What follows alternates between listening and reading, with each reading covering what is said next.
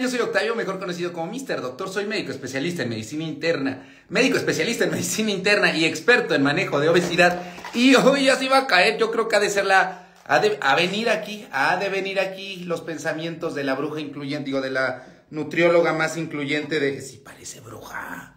Digo, no voy a juzgar el cuerpo de las personas, pero si parece bruja, tiene la mirada muy pesada. Yo creo que ha de ser bruja la que andaba por ahí. Ya la dejé acá. Oigan, amigos, pues nada, se ha vuelto una polémica, una polémica internacional, porque hasta acá Andrés de Bolivia, bueno, vive acá en México, y otros divulgadores de información tomaron el caso de mi videoreacción al video de Jessica Fernández y de Mariana de Nolander.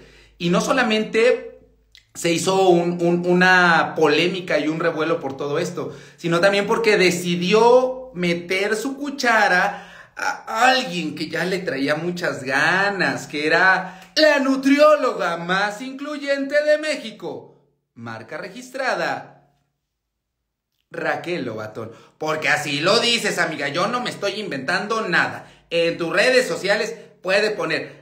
de verdad, entren a sus redes sociales, dice la nutrióloga más incluyente de México, marca registrada, y le pone ahí el icono de que está registrada. Y me da risa porque dice, ay, no importan las palabras, no importan. Ay, no importan, y bien que la registra, ridícula. Por eso hoy, pues, ya saben que yo no soy, yo pues no lo sé todo, yo nada me encargo de divulgar, que ahora me gusta mucho que se llame divulgación científica. Yo divulgo el chisme, la verdad. El chisme y la información científica. Y por eso el día de hoy, pero yo no soy el máximo experto, ni en cirugías bariátricas, ni en un tema que ellas se consideran expertas, porque ellas se consideran expertas en gordofobia, así como Mariana se consideraba experta en secuelas de cirugía bariátrica, las otras se consideran expertas en gordofobia. Amigas, no sean ridículas, ustedes no estudiaron nada de eso. Por eso hoy les traigo a una de las psicólogas que tiene más expertise y que es de las expertices en este tema, que es la doctora, la psicóloga. Bueno, también es doctora, ahorita que nos explique si es doctora o psicóloga. Bueno, es psicóloga obviamente, pero es Lucero de Pesos Emocionales y el doctor Fernando Pérez Galas. Vamos a invitarlos para que se unan al Fernando Pérez Galas, aquí está. Vamos a esperar a que se unan para poder hablar sobre pues estos temas. Ya se conectó acá Lucero. ¿Cómo estás, Lucero? Hola, Octavio. Muy bien, ¿y tú? Buenas También. Mira, noches. esa sonrisa dice, ay, ya tenía muchas ganas de que alguien la pusiera en su lugar. No, estaba viendo el video, está muy entretenida, está muy padre. Oye, Lucero, para los que no te conozcan, preséntate. ¿Qué estudiaste? ¿A qué te dedicas? Cuéntanos un poco acerca de ti. Ok, yo soy psicóloga de Hueso Colorado, tengo una licenciatura en psicología, una maestría en psicología clínica y también hice un doctorado en psicología en donde validé todo un protocolo para modificar la relación con la comida en personas con cuerpos grandes, con sobrepeso y obesidad. Entonces, pues sí, o sea, sí, soy doctora en psicología, ¿no? Y ya desde el 2019 me he dedicado a la investigación de el sesgo, estigma y la discriminación de peso de manera privada para, pues, obviamente sacar como todos estos temas, ayudar a profesionales de la salud que tengan una práctica libre de estigma de peso y entender cómo es esto de la relación con la comida desde la parte psicosocial.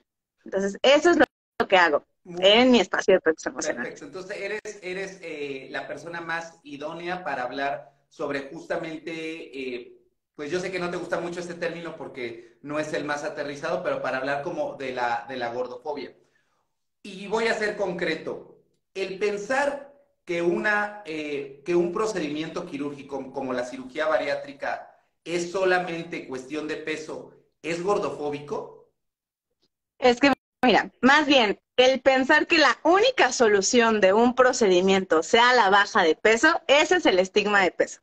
Ajá. ¿Por Y qué? el procedimiento puede ser un balón gástrico, pastillas, el ejercicio, un plan alimenticio. O sea, el hecho de que tú creas que sea la única opción o la única solución de baja de peso, eso lo hace estigma de peso.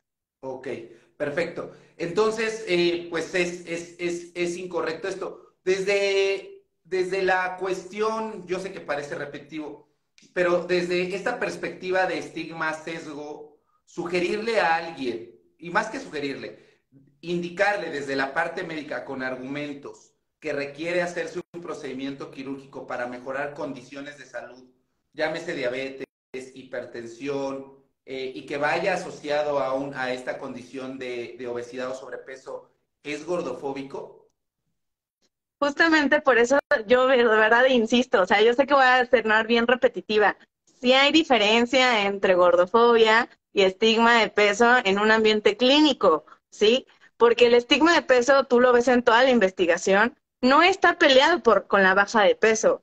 O sea, en realidad, o sea, el tener una práctica libre de estigma de peso es el trato, ¿no? El no asumir, el de construir tus creencias alrededor de un cuerpo con o una persona que vive con sobrepeso, obesidad o cuerpo grande, el nombre que más les haga sentido, pero no está peleado. En sí, una de las consecuencias de ejercer estigma de peso como profesional de la salud es justamente que el proceso de control o baja de peso se puede ver afectado por este estigma. O sea, está conectado, pero no te hace gordofóbico o con estigma de peso el hecho de que tú hagas esta recomendación. Si es la única recomendación que tú haces, o sea, si tú ves a tu paciente, ¿no? Y entonces lo ves y dices, ay, y el paciente dice, es que vengo porque me duele la cabeza, es que tienes que bajar de peso. O sea, si haces eso inmediatamente, eso sí es estigma de peso. Pero si haces toda la evaluación, si no asumes, ¿no? Características negativas o estereotipos negativos de la persona por el tamaño de su cuerpo, y viene una de las recomendaciones de acuerdo a lo que le hace sentido a ambos, o sea, tanto al paciente como al profesional de la salud que se espera que esté actualizado en esta parte, pues no, no es estigma de peso. Por eso el estigma de peso está en las guías clínicas de la Obesity Canada, en la WOF también, y espero que se empiece a pasar aquí a México en guías clínicas. Ok, muy bien. Entonces, estamos hablando de que pues hay un trasfondo, que no nada más es propiamente pues una acción, más bien es todo el contexto en el cual se desarrolla esta situación. Oye, y algo que se criticaba o que criticaban es que yo utilicé estas palabras de estigma de peso, sesgo, y que me las quería apropiar y decían que solamente eran de ellas. Estas personas dicen, es que son nuestras palabras, no las pueden utilizar nadie más. ¿Qué nos tienes que comentar al respecto? Mira, yo siempre he hablado en estos términos. O sea, en sí yo empecé a hablar de gordofobia explicando que era más fácil hashtag gordofobia, hashtag estigma de peso. Y te lo comenté en uno de los primeros likes, ¿no? Pero, o sea, yo empiezo a notar que todo este movimiento, ¿no? De gordofobia, de repente cambia el nombre estigma de peso cuando empezó como este boom de lo basado en evidencia, ¿sí? ¿Por qué? Porque había como un boom en el 2021, no sé si te acuerdas, en donde decían que la gordofobia no existía. A mí me buleaban muchos médicos, ¿no? O sea, me decían, tú estás normalizando la obesidad, estás romantizando la obesidad. Y aunque les diera yo papers, y todo, o sea, me decían que no existía. Pero de repente yo veo un salto, ¿no? En donde empiezan a usar la palabra estigma de peso, pero cuando las escucho, ¿no? En su contenido, en sus cursos, ¿no? En ex consultantes o pacientes que han estado con ellas, me doy cuenta que no comprenden el concepto, ¿sí? Que es nada más eh, como atesorarlo o como hacer lo propio, porque ya se empieza a hablar de estigma de peso, porque ya es necesaria la evidencia científica. Sí, Entonces, claro, solo por eso. para argumentarlo, pero no es una definición o un término exclusivo solamente de médicos o de psicólogas o de nutriólogos. El problema es cuando de pronto empiezan a hacer intrusión, Uh -huh. donde de pronto empieza un médico, por ejemplo, que eso es algo muy común que ocurre, quiere empezar a dar dietas, cuando pues más bien lo ideal es que se vaya para ejecutar un plan de alimentación con el nutriólogo. O incluso hay nutriólogas que se sienten muy incluyentes que hasta incluyen terapias en su consulta. Tú hoy contabas una historia acerca de una nutrióloga que daba, que las ponía a reconciliarse con sus mamás, a hacer cartitas. En general, esto desde el punto de vista psicológico, más allá del estigma y sesgo de peso, escribir cartas, sanar heridas con la familia, mejora la relación con la comida? Es que justo, mira, el problema es que hay como esta línea, ¿no? Que se llama psiconutrición o psicología de la alimentación, en donde, mira, yo te voy a poner un ejemplo. Cuando tú ves medicina oncológica o psiquiatría, ¿tú ves a psicólogos metiéndose a esas especialidades? Pues no. Aunque psiquiatría, pues ves trastornos mentales, que somos los psicólogos clínicos que también vemos trastornos mentales, pero está muy bien definida la línea. Aquí que es una especialidad de la psicología de la alimentación o la psicología o la psiconutrición, como que les ha valido, ¿no? Y entonces como de, sí, entran todos, entra la nutrióloga, entra el médico, todo. Y entonces, o sea, dentro de los programas de especialidad, te enseñan estrategias psicológicas, usualmente desde la TCC o desde la cognitivo-conductual, ¿ok? Pero entonces ya tienes a Nutris que aplican estas cosas o aplican estas estrategias que no saben por qué, o sea, ni siquiera saben por qué, porque no tienen todo el background, no son licenciadas en psicología, no son maestras en psicología clínica, que eso es bien importante, y entonces ya las ves queriendo aplicar mindfulness, queriendo aplicar cartas, que ni al caso, ¿no? O sea, no es, por ejemplo, yo soy sistémica posmoderna, ¿no? Y entonces yo aplico la terapia narrativa, que usualmente es a través de la narrativa de historias con cartas, pero tiene que haber un objetivo, tiene que haber un porqué, no nada más un sana tu relación con tu madre y sanarás tu existencia con la comida. O sea, eso es pseudocientífico, eso viene de la bioenergética, viene de las constelaciones familiares, que no es psicología.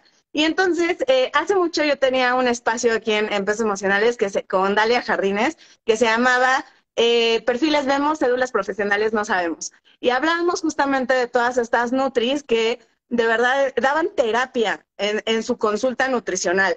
¿Sí? Y entonces te decía, no, a ver, vamos a hablar de tus emociones. Y en sí, o sea, échense un volado en TikTok.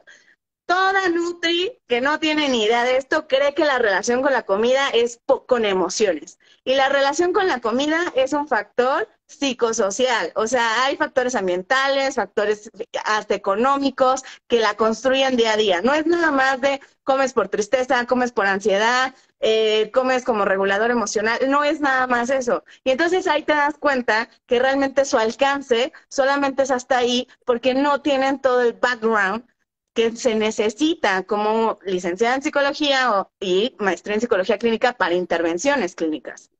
Oye, y ¿cuándo qué banderas rojas debería darse cuenta un paciente cuando hay algún nutriólogo o nutrióloga que quiere de pronto pues hacer intrusión? Porque a lo mejor una cosa es que de pronto se dé como en las recomendaciones, no, medidas de higiene de sueño, ¿no? Que todas las pueden dar para mejorar cuestiones emocionales, de pronto la importancia de hacer ejercicio. Pero ¿qué banderitas rojas, a propósito de la historia que contaste hoy, podría percatarse un paciente? Porque la historia que contaste hoy es de esta paciente que casi fue 7 consultas y que durante esas 7 consultas no le dio ningún plan de alimentación, no recibió educación propiamente dentro de nutrición.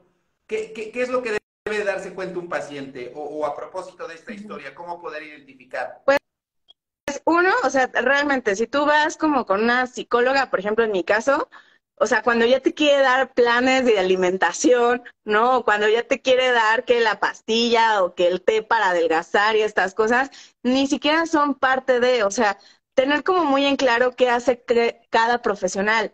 Y en este caso, nutris y médicos, porque también ya me he encontrado médicos que dan terapia, ¿no? O sea, en ese sentido, o sea, quieres como abordar todo, o sea, quieres encontrarle el significado de la comida, quieres que la persona sane sus emociones. En sí, este término de sanar la relación con la comida está mal empleado, porque la relación con la comida, como es una construcción de varios factores, no podemos ponerle este juicio moral de mala, buena, sana, tóxica, ¿no? O sea, es algo que se construye, por eso es una variable psicosocial, pero pues vende, ¿no? O sea, vende esto de estás herida, o sea, la relación con tu madre, porque a eso se van, siempre se van a esto de la relación con la madre, la relación con el padre, o sea, como que se traumaron con Disney, ¿no? Y entonces, o sea, en ese sentido, cuando otros profesionales que no son psicólogos o psicólogas clínicas empiezan a meterse con cosas fuera de la alimentación, en este caso, ¿no? O sea, de que No, pues que vamos a que medites y reflexiones cada que comes, ¿no? O sea, no, o sea, tu trabajo, o sea, yo lo pongo en hacer. Las cosas que tú viste en tu plan de licenciatura son a las que te tienes que mantener, ¿sí? Te puedes actualizar en cuestión de información, en cuestión de evidencia científica, nutrición clínica, nutrición deportiva, ¿no? Toda esta parte. Pero aún así no vas a ver, o sea, por ejemplo, esto que les den entrevista motivacional, como parte de su formación, eso igual es desde la psicología, o sea, no tendría por qué ser, porque en sí tu habilidad clínica solamente tendría que ser empatía y ya, como habilidad clínica de médicos, psicólogos, nutriólogos. No tienes que hacer otra cosa. Y esto se lo mencioné a igual una doctora que igual es nutrióloga, se lo mencioné en un live y también se quedó así como, porque no debe de ser, se les hace bien fácil de cuéntame más, ¿no? O, ay, a ver, ¿qué te duele hoy? ¿Sí? Tu corazoncito roto, las penas con pan son menos, sí, claro, o sea, se les hace muy fácil.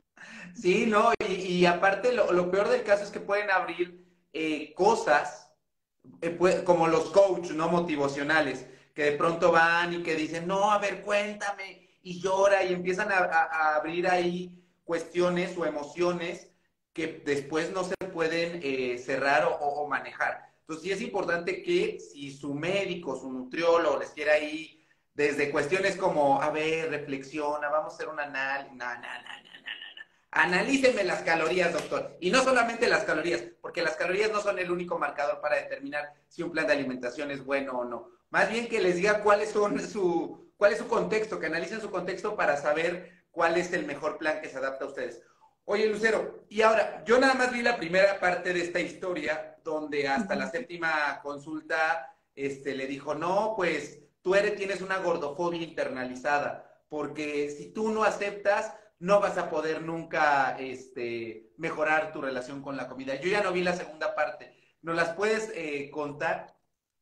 Pues es que la segunda parte es más el análisis, ¿no? O sea, el nutricionismo, ¿no? De esta Nutri, en que ni siquiera escuchó a la paciente, o sea, la paciente le estaba diciendo, oye, ¿qué pedo? O sea, no sé esto de alimentación intuitiva, llevamos 5 sesiones, 4 sesiones, en donde no está pasando, o sea, dime qué hacer, ¿no? En ese sentido, pero pues la nutrióloga estaba como enfocada en su propio objetivo, ¿no? De gordofobia, gordofobia, gordofobia, ¿no?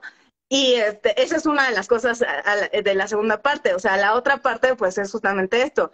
En Mérida, por ejemplo, hay un centro de formación de psicólogos muy famoso de cognitivo-conductual, en donde aceptan nutriólogas. Y entonces veo a estas nutriólogas así de, hoy voy a mi clase de maestría de cognitivo-conductual, y es como de, no manches, o sea, no hay forma. O sea, si quieres estudiar esto, vete a lo básico otra vez. Tu licenciatura en psicología y ya después tu maestría en psicología clínica.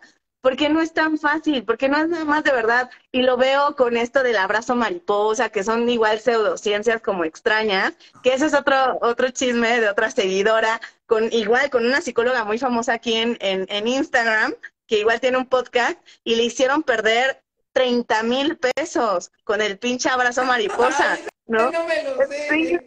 Ese nunca lo había escuchado, el abrazo mariposa. A ver, ¿de qué va el abrazo pues, mariposa? o sea, igual viene de la biodecodificación, ¿no? Y entonces es como una técnica en donde, según, y del tapping, en donde según como que te abrazas y abrazas como ciertos puntos y empiezas a sonar. Ya, eso es todo el argumento. Y entonces, o sea, cualquier cosa es el abrazo mariposa, pero imagínate, o sea, nutrióloga que estudió psicoterapia gestal, que también son psicoterapias pseudocientíficas, no es psicología clínica. Y entonces les dan intervenciones y entonces en una sesión tú tienes todo, ¿no? ¿Te acuerdas que en un punto se hizo como muy famoso esto del coach como físico, que era nutrición, medicina y psicología? Ah, Un sí, coach sí. de hábitos, así se llamaban, coach de hábitos o health coach. Ajá.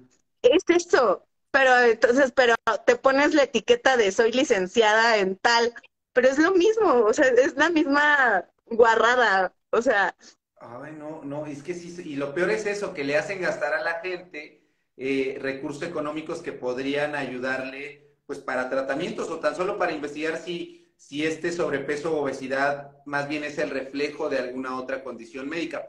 Oye, y puede ser digo, yo sé que sí, pero, y dependiendo del punto de vista, pero el que una persona quiera bajar de peso desde una perspectiva donde lo interiorice por salud, por decirlo de alguna manera, y muy consciente y de manera saludable, es gordofóbico, que diga, o una persona con obesidad, que diga, bueno, sé que tengo glucosa alterada en ayuno, tengo síndrome metabólico, y me quiero hacer la cirugía bariátrica o quiero estar en un plan de alimentación para mejorar el porcentaje de grasa.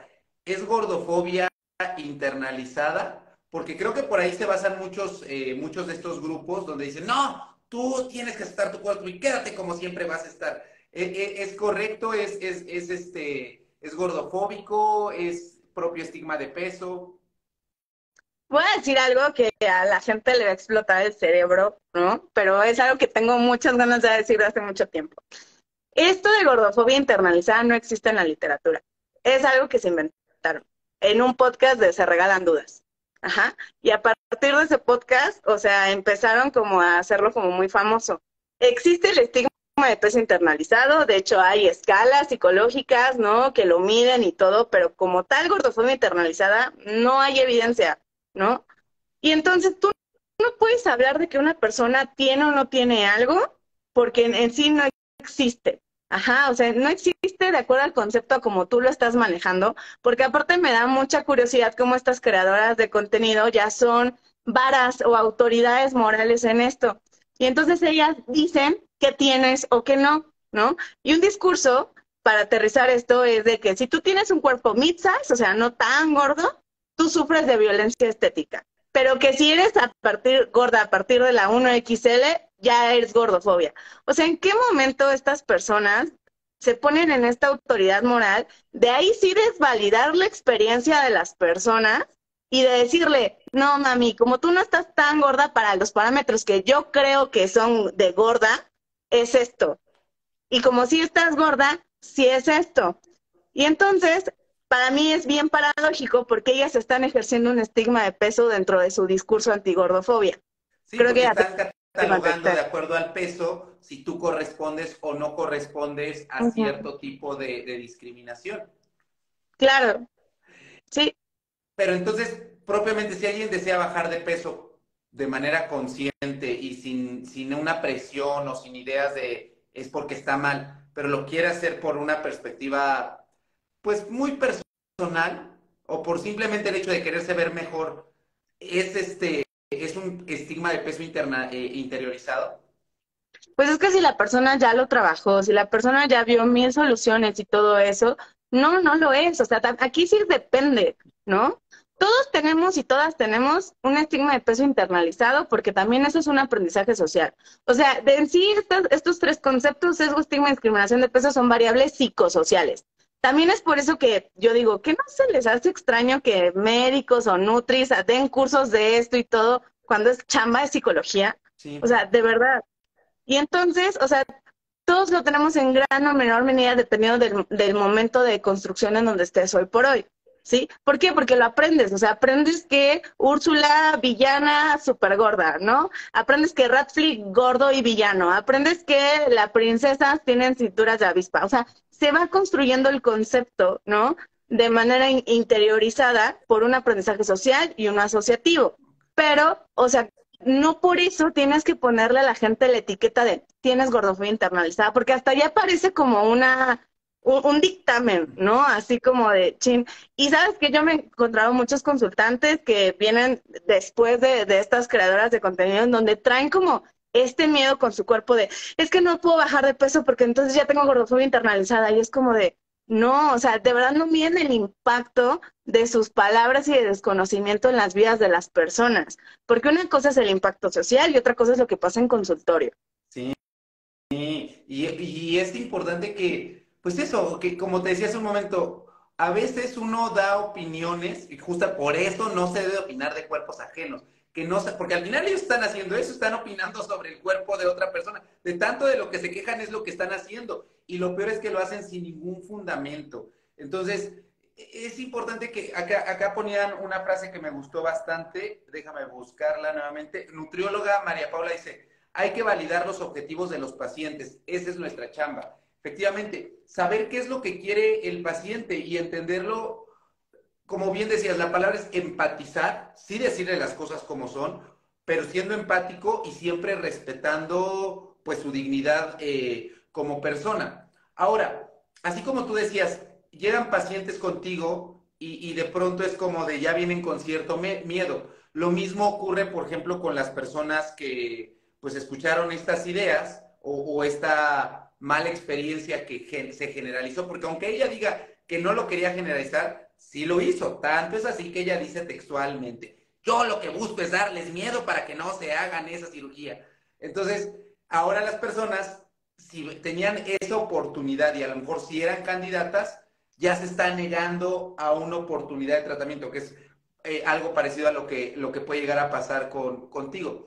Oye, y yo sé que tal vez para nosotros es muy básico, pero quién sería la experta o qué títulos o qué formación debería tener un psicólogo para el manejo de una persona con obesidad?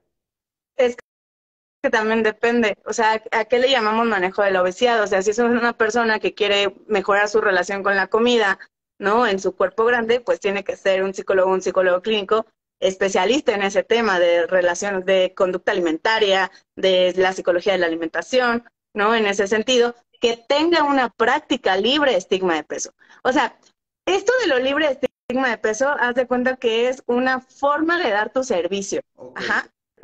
O sea, entonces, lo ideal es que cuando estás con un cuerpo grande, justamente no llegues y asumas cosas, porque, por ejemplo, tengo otro chisme de un psicólogo muy famoso en donde en su consultorio hace muchos años tenía una elíptica y entonces a las personas con cuerpos grandes, media hora las ponía en elíptica y media hora les daba terapia, ¿ok? Entonces, ajá, y les lavaba los pies y así, cosas como así bien raras, Ay, bien amigo, randoms. pues yo no sé por qué ustedes son bien miedosos para decir los nombres. Yo hubiera hecho videos exponiéndolos, la verdad. Pero justo, o sea, es como, es que no tenemos tu alcance, Octavio, por eso, tú ya estás acá más arriba. Pero de todos modos, Sí, digan los nombres de las personas, porque no es correcto eso, porque él también está haciendo intrusión. Venga, si no es entrenador físico, sí, ¿y no, qué tal? no, está horrible, ¿no? Entonces, o sea, esto de tener una práctica libre de estigma de peso es una habilidad clínica que vas a desarrollar, ¿no? En la que te vas a capacitar. Entonces, independientemente del tema, o sea, no hay como terapias como para personas con obesidad, ¿sí? O sea, más bien depende, no sé, si vas a abordar depresión, pero que no asumas que esta persona está con depresión por su cuerpo. Eso sería ejercer estigma de peso, ¿sí? Ok. Ajá. Oye, Un médico, sí, ¿ok? sí, Llega a su paciente, ¿no? Y entonces le dice, ¿sabes qué? Es que me ha dolido mucho el estómago y todo eso. Y, pues es que deberías dejar de comer tanta pizza.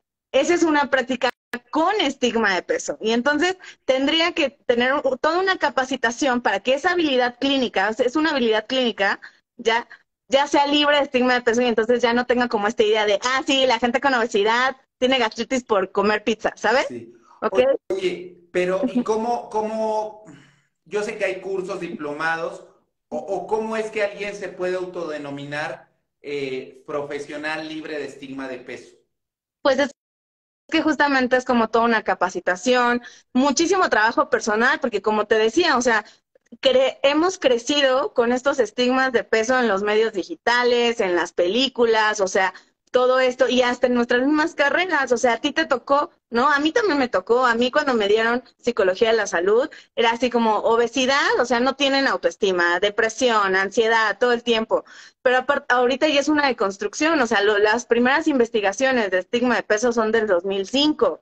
Sí, o sea, es muy reciente esto. Entonces, es empezarse a capacitar para entenderlo, ¿no? Y justamente, por ejemplo, en mi caso, o sea, en el instituto que yo tengo, ¿no? Junto con mi socia, capacitamos a profesionales de la salud para que puedan darse cuenta de estos estigmas, cómo asumen todo esto y hacer cambios y adaptarse a estas nuevas guías clínicas de acuerdo a su profesión. Ok. Entonces, eso es lo que se debe de hacer. Y esos cursos, por ejemplo, el que tú ofreces, no sé, por ejemplo, cuando se dan cursos para saber primeros auxilios, que es el BLC, el BLS, perdón, el American Heart Association lo avala. Por ejemplo, estos cursos para que una persona tenga esta capacitación y sea un profesional libre de estigma de peso, ¿quién avala estos cursos o cómo es que se hace este programa para que la persona tome el curso?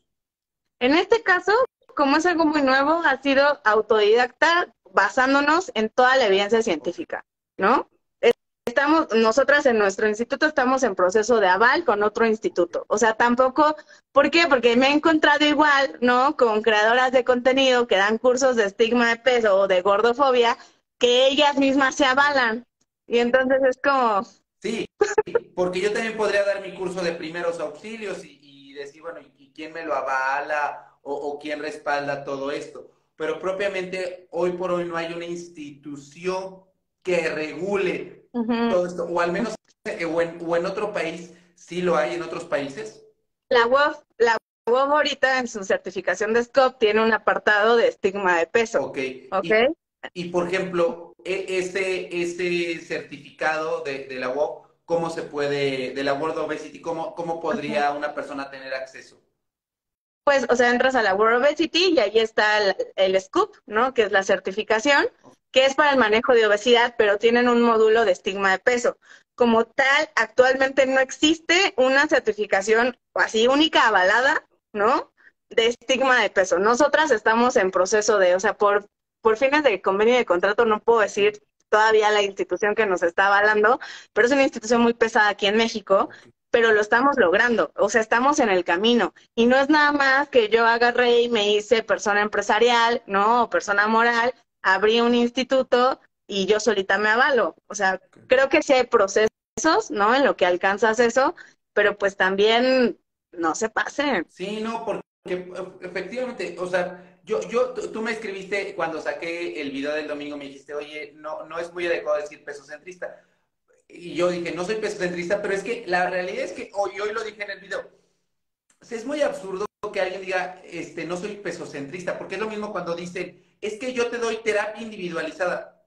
Pues así debería de ser, amigo. O sea, o sea, va implícito el hecho de decir, doy una dieta individualizada o doy una consulta individualizada, porque así es. O sea, el profesional de la salud bien capacitado sabe que el peso, y esto no es nada nuevo. Sin embargo, como tú lo dices, agarran una palabra, se la quieren apropiar y ahora, yo soy no pesocentrista.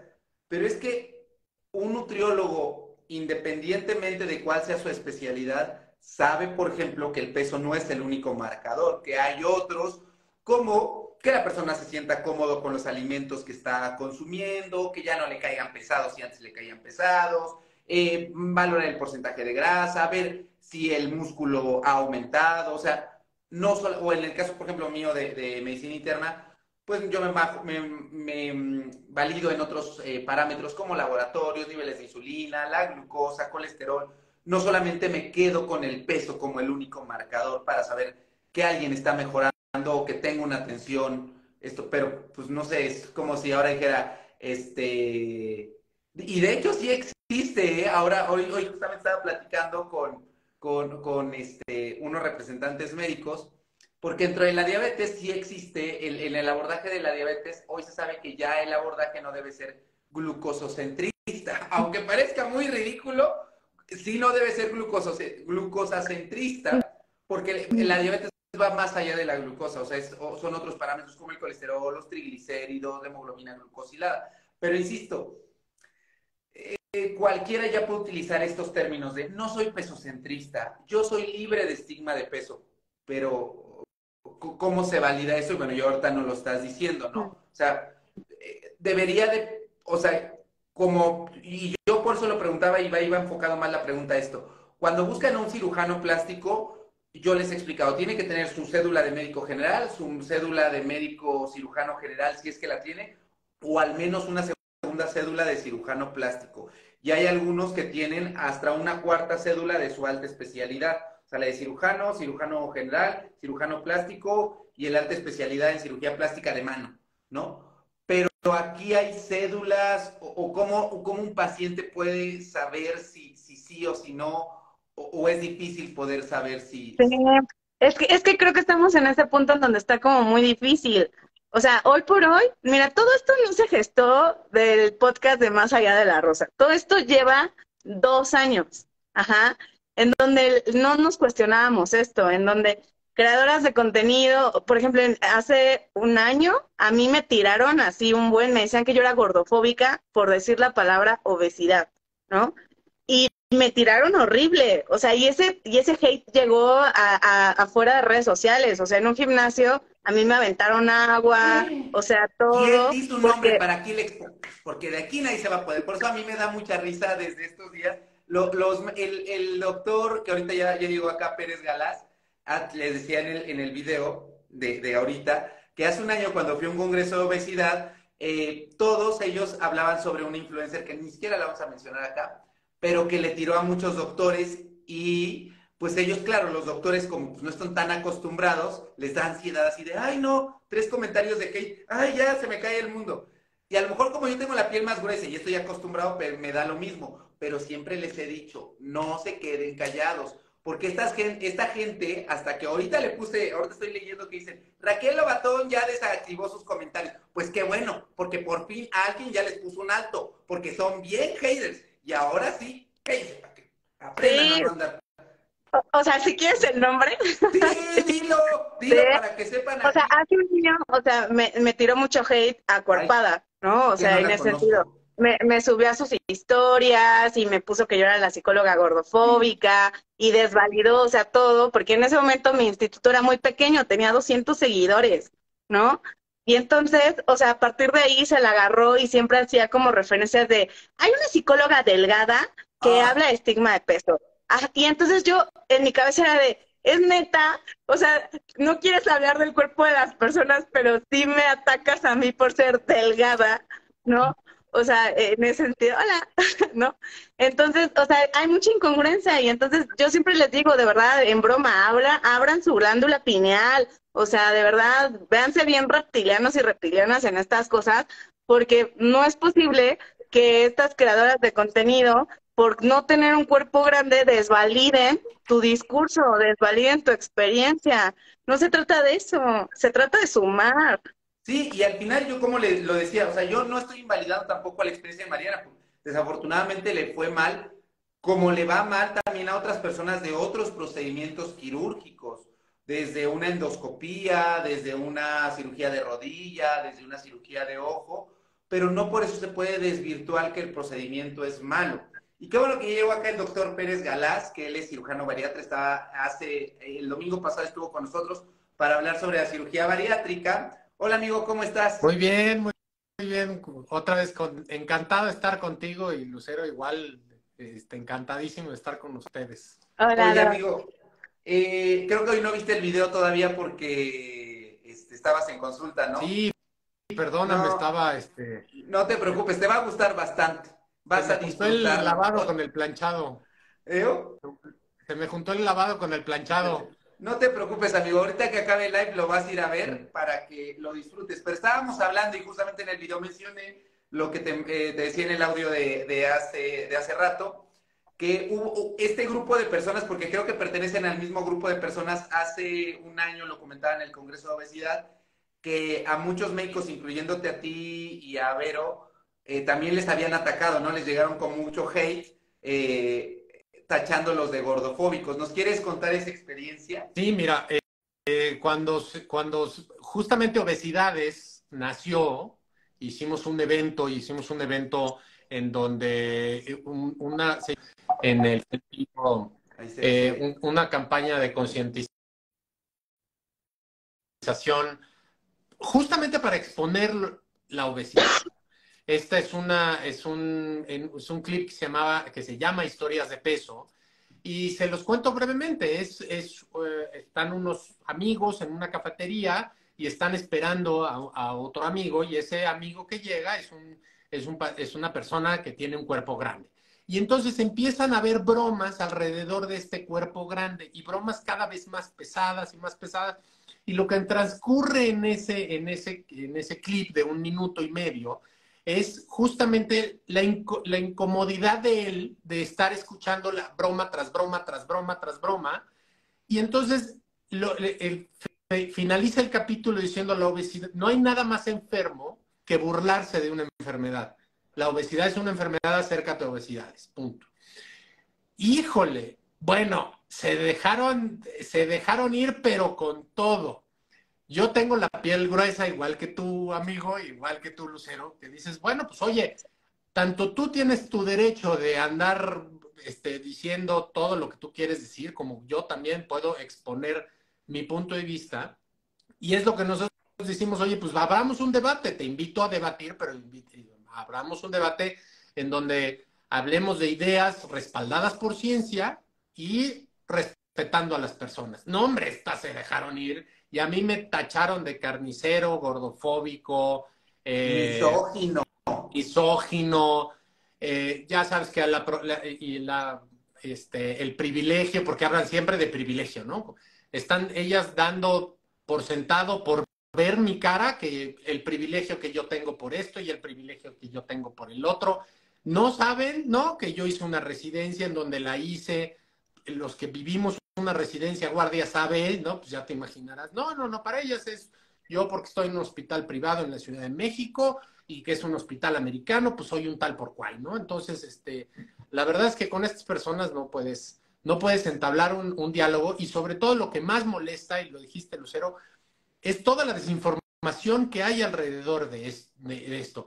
Yo hace unos meses también hice un pequeño live porque llegó una paciente hace 2 años, chécate esto, Lucero. Llega una paciente 2 años con una hemoglobina glicosilada de 6.2, triglicéridos elevados, con alteraciones de la motilidad, de la movilidad, con un trastorno gastrointestinal. Y él me decía, bueno, es que, ¿qué podemos hacer? Bueno, pues yo en ese momento le dije, eres candidata para una gastrectomía vertical o una manga gástrica. Y tómate estos laboratorios, le enseñé cuál es el protocolo en la clínica, que es una valoración integral y un seguimiento integral. Perfecto, sí. Y de repente la paciente, pues, se desapareció 1 año y medio, y cuando llega al 1 año y medio, me dice, perdón, es que entraron dudas y siempre un familiar de un familiar de un familiar, me recomendaron que fuera a ver a esta persona. ¿A quién, amigo? Ya diga, es que ustedes son muy propios, amigos. Digan los nombres. No, fue a ver a Raquel Lobatón. Ok, fue a ver a esta señora Raquel. ¿Y qué le dijo la Raquel Lobatón? A esta nutrióloga Raquel Lobatón por la cuestión de JAES y de nutrición. En todas Perfecto. las tallas. Le dije, ok, está bien. Oye, ¿y qué pasó? Pues mucho de lo que exactamente mencionó Lucero. Oye, pues estuve en consultas, yendo a consultas, no me daban, nada más me dijeron, pues come lo que tú consideres, y hablábamos mucho sobre amar al cuerpo y a sanar, que hay una de las causas de obesidad psicológicas que, bueno, tiene que ver mucho con dismorfias corporales, con trastornos de la conducta alimentaria, en fin, lo que ya sabemos. Y lo que realmente me enojó es que los estudios de laboratorio que ya llegó ella ya tenía diabetes. Hemoglobina glicosilada de 6.7, y le dije, bueno, pues es que perdimos 1 año y medio. Entonces, de ser una gastrectomía vertical, ahora terminamos siendo un bypass y la paciente está perfecta. Y la verdad es que en ese momento yo salí enojado de la consulta porque dije, es que la engañaron a esta persona, ¿no? La engañaron y entonces perdimos tiempo en donde una enfermedad que se estaba gestando terminó de gestarse. ¿Y qué pasa? Pues, ok, el bypass hizo la reversión, ahorita la paciente está sin medicamentos con hemoglobina glicosilada de 5.3, pero tú sabes que ya se prendió el gen de diabetes, o sea, ya cruzaste el umbral y entonces ya es una persona que tiene diabetes en remisión.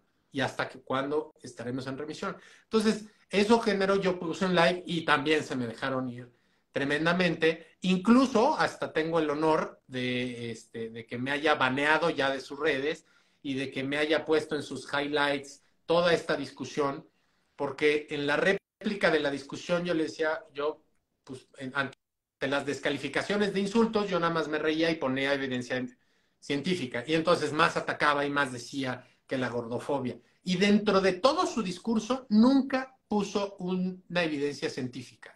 Cuando ellos hablan de JAES, de salud en todas las tallas, no ponen evidencia científica. La evidencia científica de Jaez lo único que hace es que sí mejora la relación con su cuerpo, punto. Pero no mejora los trastornos de la conducta alimentaria, no hay pérdida de peso, no mejora comorbilidades. Entonces, pero ellas dicen que Jaez sirve para todo, ¿no? Entonces, yo me puse a analizar el tema de Jaez y es una filosofía, y es una filosofía interesante, y es una filosofía que en muchos aspectos o sea, concuerdo con ellas, pero no vas a aplicar una filosofía en el tratamiento de una enfermedad, ¿no? El tratamiento de enfermedad se trata con ciencia, punto. Así es, justamente. Y Lucero, justamente quiero preguntar para las personas que no sepan qué significa Jaez, porque si no nos van a seguir como están.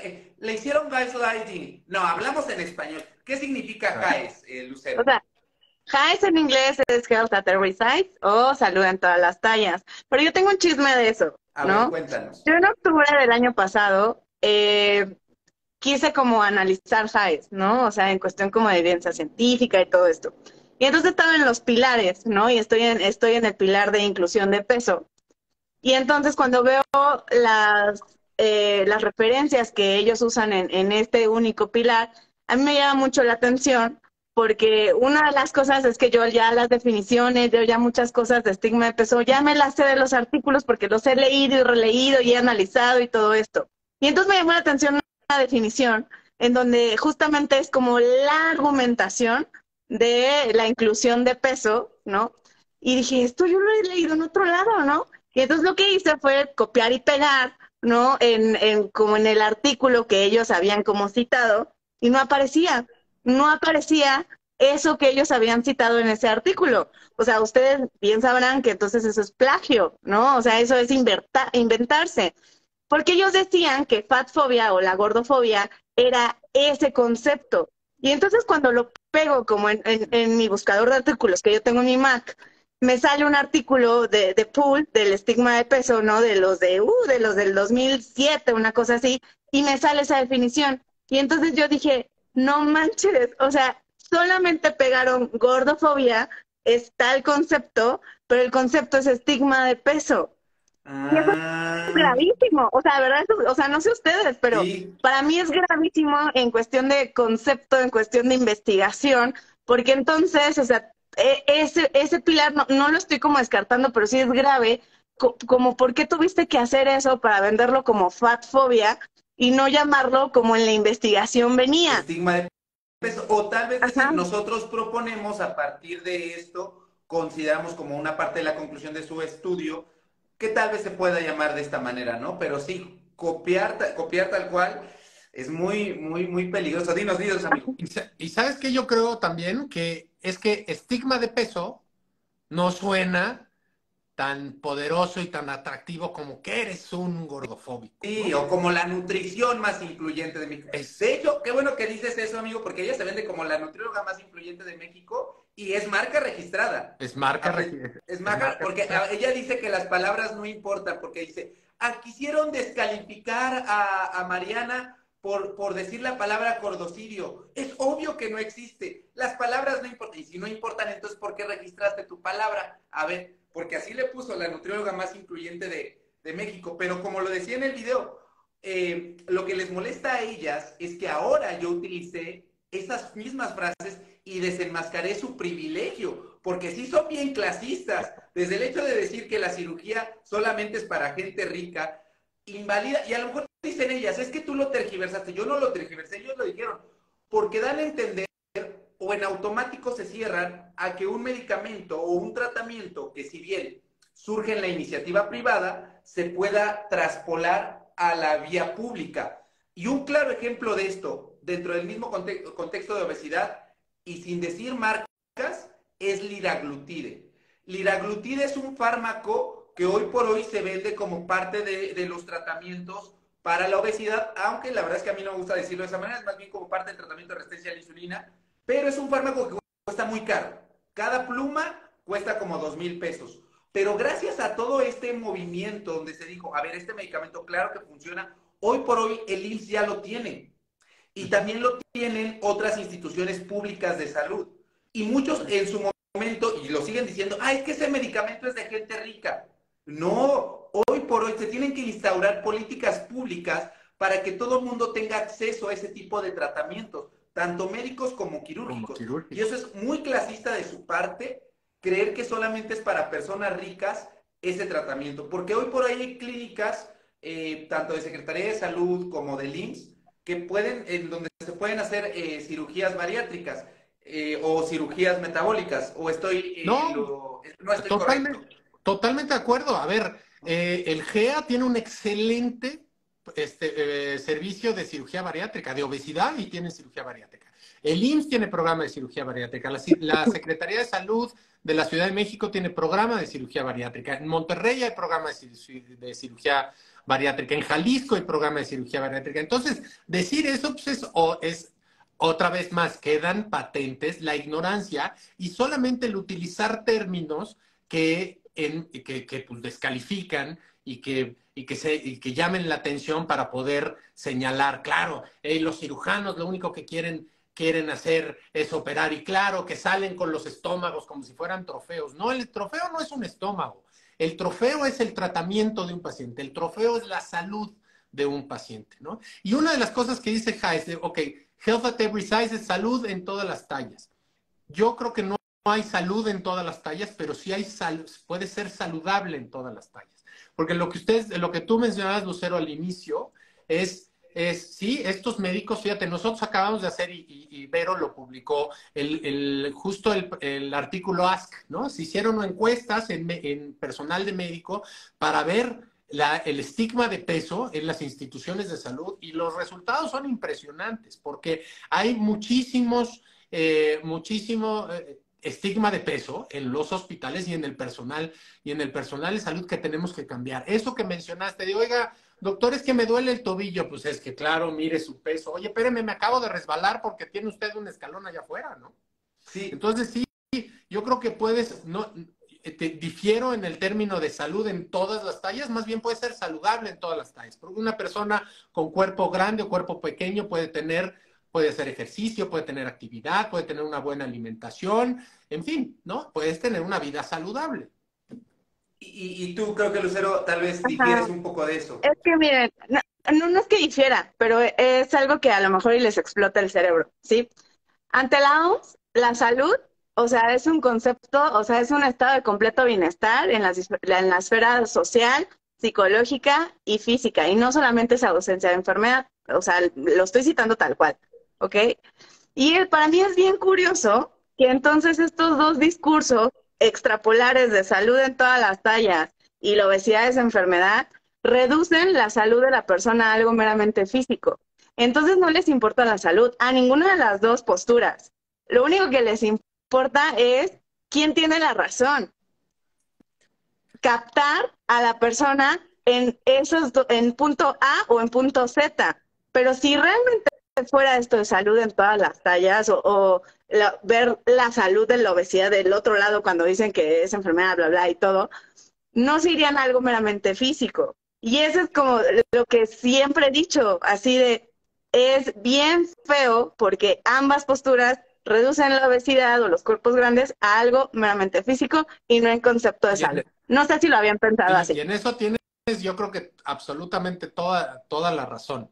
Lo que sí, a ver, el rojo es rojo, el azul es azul, y la obesidad es una enfermedad, y es una enfermedad donde hay desregulación del tejido adiposo, hay un mal funcionamiento del tejido adiposo, una desregulación hormonal y un estado proinflamatorio. Y eso constituye una enfermedad. Ahora, la salud es un derecho consagrado en la Constitución de México, ¿no? Pero no es una obligación. Entonces también eso hay, a ver, alguien que también, esa vez del hate, es que tú lo único que quieres es desaparecer los cuerpos grandes. No, yo quiero tratar una enfermedad, que veo pacientes que sufren tremendamente por tener esa enfermedad. Yo no salgo a atrapar a los pacientes, a meterlos a un corral, a decir, oye, pues tómate te voy a quitar la vesícula porque todas las vesículas hay que quitarlas, ¿no? Pues oye, yo estoy aquí ofreciendo un servicio basado en evidencia, con protocolos perfectamente estrictos, ¿no? En un ambiente en donde el paciente se sienta seguro, se sienta que no está juzgado, ¿no? Que se sienta que no damos por hecho que viene a la consulta simplemente porque tiene un cuerpo grande o tiene un cuerpo un cuerpo pequeño. Solamente para ejemplificar una cosa, en la primer consulta de cuando llegan aquí a la clínica, no se pesa al paciente. Los pacientes ya sabes, llegan hasta nerviosos, sudando, y de que es que me van a regañar. ¿Yo por qué te voy a regañar? No, hermano, no me van a pesar, no, y entonces se relajan, ¿no? Entonces, sí entiendo, los dos extremos son malos, el centrarlo nada más el peso porque ves un cuerpo grande, pues estás pasando de vista, y la otra es que salud en todas las tallas no existe.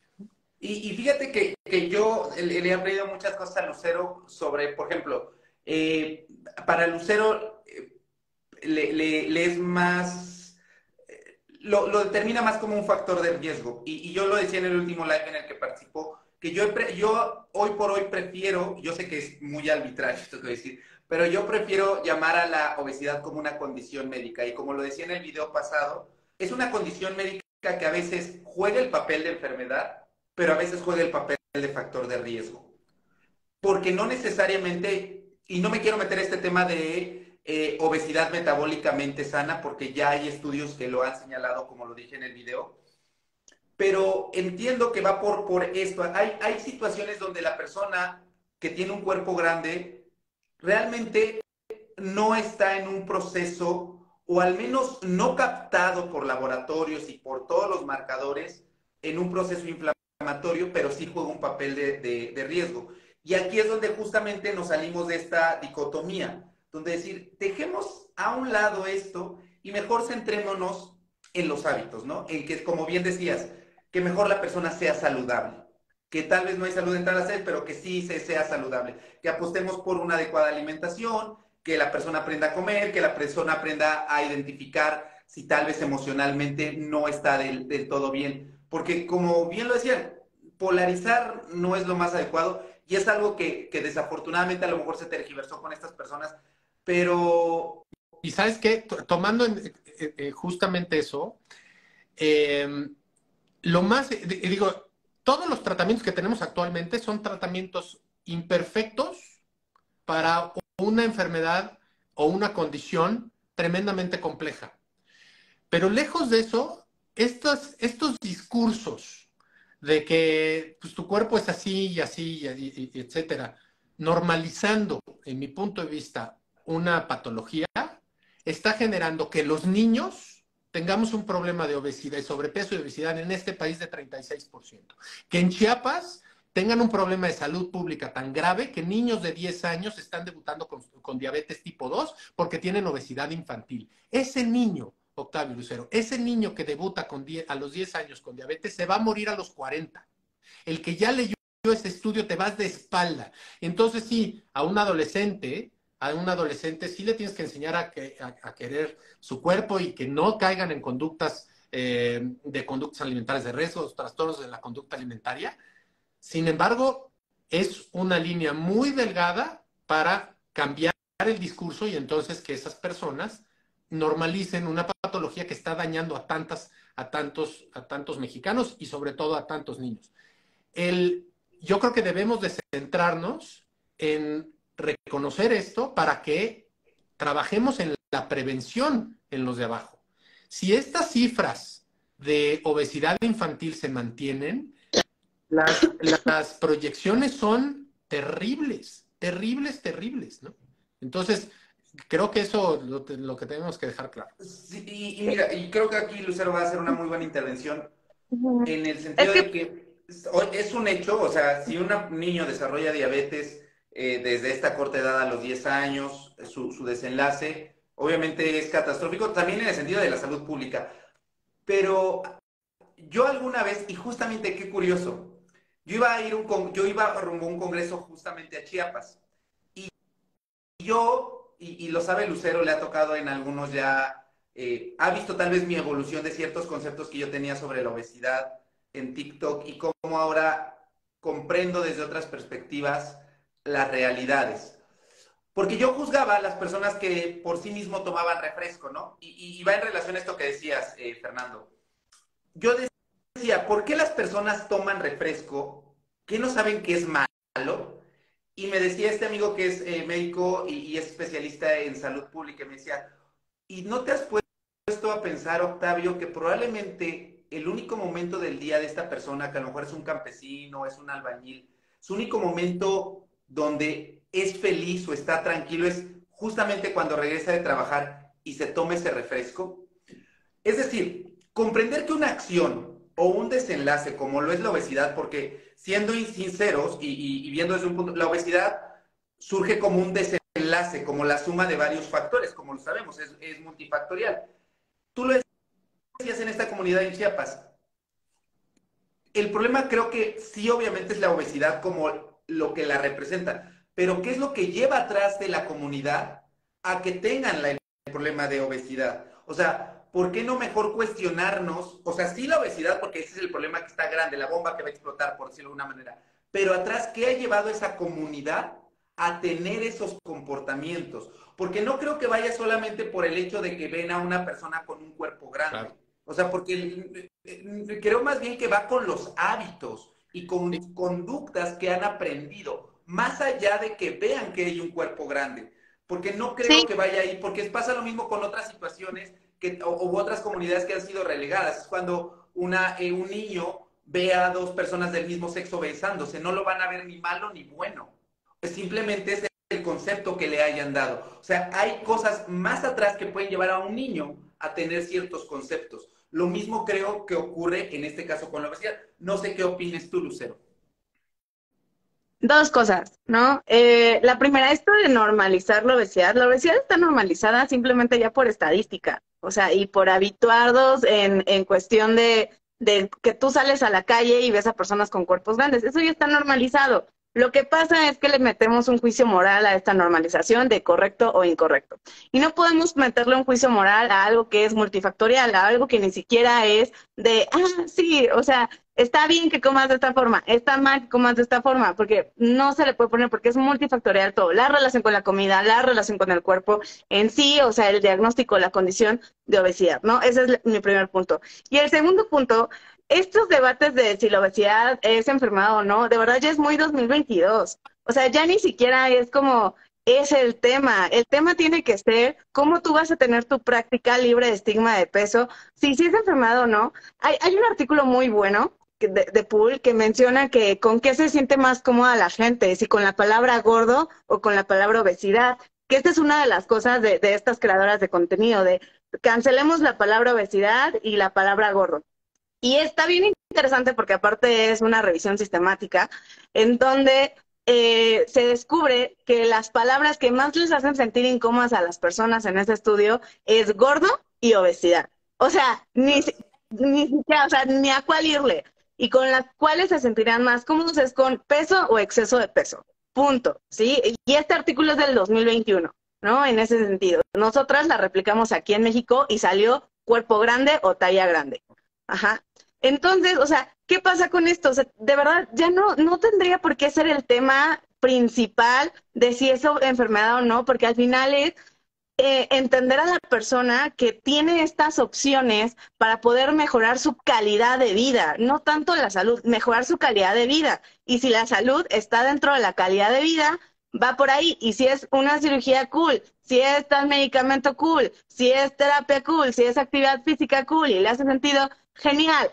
Pero estos debates interminables que al final no llegan a nada, se quedan como, nos quedamos en el mismo punto medio de, bueno, sí, let's agree to disagree, y ya. O sea, pero, ¿y luego cómo cambiaste tu práctica con eso? Sí. Mira, justo lo que acabas de decir, Lucero, me hace muchísimo sentido por varias cosas. La obesidad tiene 5 grandes grupos de causas, ¿no? Es genética, es biológica, que hay el metabolismo, tiene causas psicológicas, que son las internas al paciente, y las causas externas tiene que ver la parte ambiental y la parte social. Entonces, el juzgar y lo que tú estás viendo, lo que dijiste, Octavio, bueno, es que nosotros estamos viendo solo una parte, ¿no? El problema de frente por un cuerpo grande que hay de atrás. Y justo eso yo lo dije hace algunos años, Lucero, con un grupo de legisladores. Estábamos en la Cámara de Diputados y entonces hicieron un foro y fuimos a hablar todos sobre la problemática y es donde leíamos estos estudios. Y yo dije, bueno, somos el segundo país en el mundo que más consume refrescos. En México no nos hidratamos con agua, nos hidratamos con agua con sabor. Y somos el principal consumidor de jarabe de maíz de alta fructosa. Y si tú has visto de cómo ha crecido el peso de la población en los últimos 30 años, coincide con el aumento de ingesta de jarabe de maíz de alta fructosa, el aumento de refresco, etcétera, etcétera. Y en Chiapas, la media nacional el consumo per cápita de refresco en México son 165 litros de refresco por persona. En Chiapas son 827. Entonces decíamos, bueno, ¿por qué? ¿Por qué tanto? Y un legislador ya grande decía, no, es que usted está muy joven, doctor, porque en los años 50 llevaban estas marcas de refrescos, llevaban pues, refrescos a las comunidades porque no hay agua. Y le dije, y eso lo hicieron en los años 50. Entonces, 50 años después le tenemos que seguir aplaudiendo, ¿no? Que FEMSA lleve Coca-Cola a las comunidades chiapanecas en vez de que el gobierno de México les lleve agua.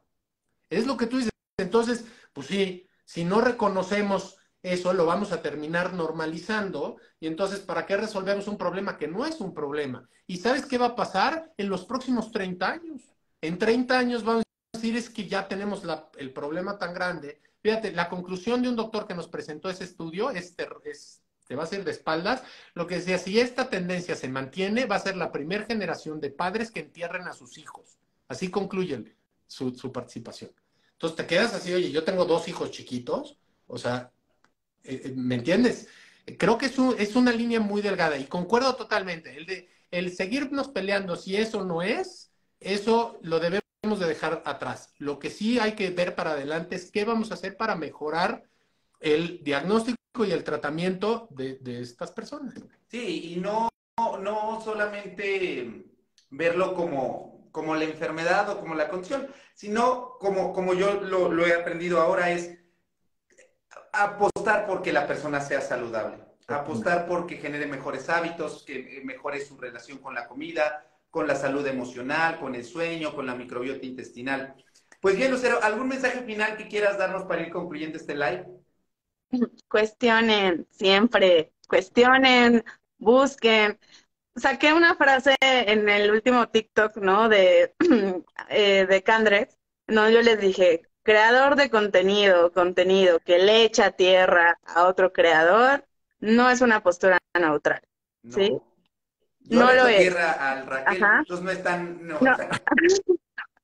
No, pero ella Y, se la o sea, buscó, de amigo. verdad, Ella se la buscó. o sea, me refiero a esto de desvalidar o descalificar a otros creadores de contenido, nada más por situaciones o sesgos personales, ¿sí? O sea, en este caso usaste evidencia, tu forma de darlo pues es parte de ti, ¿no? O sea, es parte de lo que lo hace interesante y atractivo y está muy padre. Pero justamente es eso, o sea, cuestionenme a mí. Yo siempre invito a que me cuestionen pesos emocionales, ¿eh? O sea, yo no tengo la razón absoluta, o sea, nada. Ahí tienes Google Academics, tienes Google, búscalo y toma decisiones de acuerdo a lo que estás viviendo en este momento de tu vida. Si en este momento de tu vida te hace sentido mutilar órganos y crees que no te ves transfóbico, chingón. Si no, va. O sea, pero, o sea, cuestionen, nada más. Así es, Y con súper. compasión, perdón, y que su deconstrucción sea con compasión y basada en evidencia. O sea, no porque la otra persona tenga una opinión diferente, o sea, quiere decir que es gordofóbica, quiere decir que, no sé, cualquier adjetivo que ustedes quieran. No, está en un periodo de construcción, todos estamos aprendiendo, esto es muy nuevo, y ya. Muy bien. ¿Tú, Fer? Bueno, yo primero agradecerles a Lucero y a ti que me hayan invitado. Me encantó estar aquí. Y mira, yo creo que el mensaje principal es, número uno, si ustedes conocen a alguien que quiera hacerse algún tratamiento, el que sea, para perder peso, por la razón que ellos decidan, respeten la decisión que esta persona tome. No se metan en el cuerpo. No entiendo por qué en este país nos sentimos con el derecho de meternos con el cuerpo del de enfrente, ¿no? Entonces, digamos, como principio debe ser no te metas en el cuerpo de nadie. Y si una persona quiere llevar un tratamiento, pues respetarlo y decir, bueno, pues es un tratamiento que ellos están diciendo. Y si tú vas a querer llevar un tratamiento, investigues, como le dice Lucero, cuestiones, ¿no? Te metas a saber si tu cirujano o si la clínica donde vas es una clínica que está basada su práctica en guías clínicas, métanse a la World Obesity Federation, métanse a Obesity Canada, métanse a la Asociación Americana de Cirugía de Obesidad o Cirugía y Enfermedades Metabólicas, en donde están los protocolos que se deben seguir para llevarle un tratamiento a un paciente que se va a someter a un tratamiento quirúrgico, endoscópico o médico para el tratamiento de la obesidad. Perfecto, y creo que concluimos en lo mismo, en cuestionar. Yo también siempre les digo en todos mis videos, no me crean a mí, yo solamente comunico. Al final la información siempre la dejo en la caja de descripción y ni siquiera eso educa. Más bien, esa es información y que si a partir de esa información quieres visitar sitios oficiales para educarte, es lo más adecuado. Amigos, ha sido un gusto platicar con ustedes. Vayan el video de YouTube, seguramente Fernando lo va a disfrutar bastante como yo también. Y pues ni modo, yo les dije que no se metieran con nadie. Me patearon la jaula de la perra equivocada. Se les dijo que no se metieran conmigo y se metieron. Porque nadie había metido a Raquel Lobatón, nadie la había metido. Ella fue a meterse. ¿Para qué se fue a meter? Pues cuídense mucho, amigos. Nos vemos. Gracias. Hasta luego. Bye. Bye.